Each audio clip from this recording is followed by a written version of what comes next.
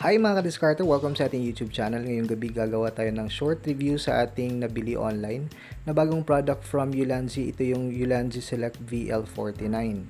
Now, kung hindi pa kayo nakasubscribe sa aking channel, please click na yung subscribe button at pag-hit na din ang notification bell para updated kayo sa ating mga bagong uploads. Ito yung sa Shopee. Ang pangalan ng shop nila is mustdoing.ph. Nagkakahalaga lang siya ng 622, kabilang na dyan yung 100 pesos na shipping fee. At umabot siya dito sa Mindanao ng 13 days. At itong isa guys is from Lazada. Ang pangalan ng shop nila is BY-M1DM Shop. Nakuha ko siya for only 748 pesos. Kabilang na dyan yung shipping fee na 136 pesos. So matagal ko itong nakuha guys kasi kasagsagan ng lockdown, pahirapan yung delivery. So umabot siya ng 2 months and 7 days bago ko ito nakuha. Guys, disclaimer lang, this is not a sponsored video. Na-open ko na pala ito lahat kanina guys, tapos chinek ko kung kumpleto ba lahat ng nabili natin. Kung meron bang damages, mga scratches, mga dents and everything. So far wala naman. Maganda yung quality ng kanilang packaging. At simulan na natin yung unboxing or re-unboxing.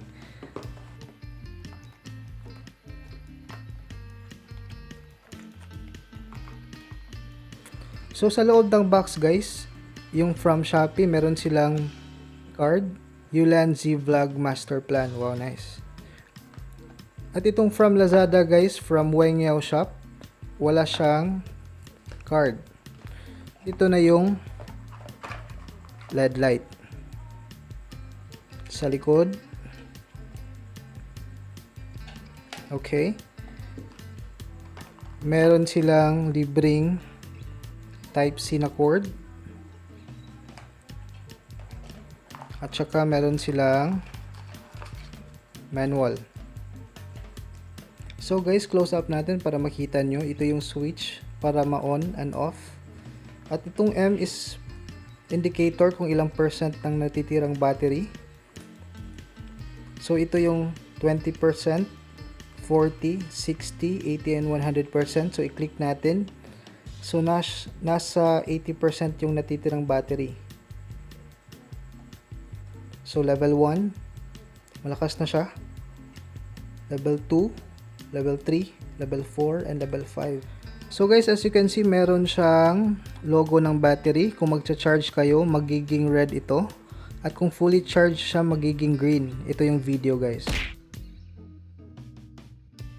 Sa nakikita ko, maganda yung quality niya. Hard plastic, meron siyang 2000 mAh, may tatlong cold shoe, at pwede din nating i-attach itong isang LED light guys sa shoe, cold shoe niya. O diba, may dalawang LED light ka na. Ang ganda. So ang purpose ng screw port niya guys, kung meron kayong tripod na ganito, na may swivel head na may screw, ito yung purpose niya ng screw port. Yan. O diba? Or kung meron kayong tripod, at pwede din i-attach niyo dito yung inyong mga microphones.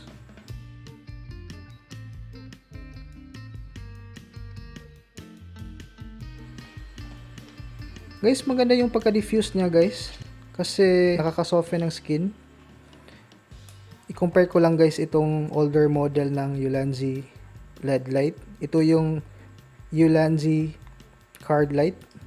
So mas diffuse siya, mas maganda.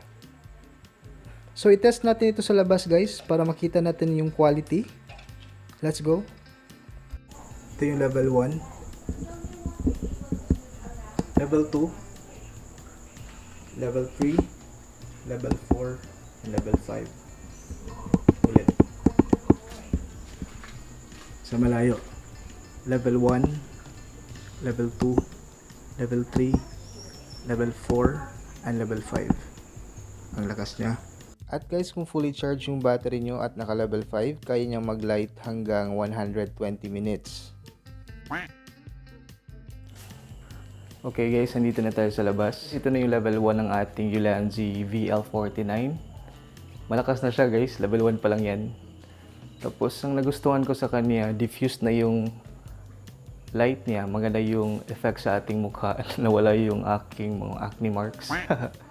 Tapos maganda to guys, kung mag-a-adventure kayo, pwede din itong pang photography. Bili lang kayo ng color gels. Ito yung level 2, level 3. Okay guys, ito na level 4. Ito na yung level 5. Napakasulit guys. Ang ganda niya. So guys, ang nagustuhan ko sa kanya, compact, maliit, tapos naka Type C na. So balik na tayo sa loob. Let's go. Guys, nakita nyo naman yung performance niya kanina. Level 1 pa lang, napakalakas na. At diffused na siya. Napakaganda. Nakaka-brighten ang skin. So guys, dito lang po muna magtatapos ang ating video. Hanggang sa susunod na unboxing. Mga kadiskarte, like, share, and subscribe.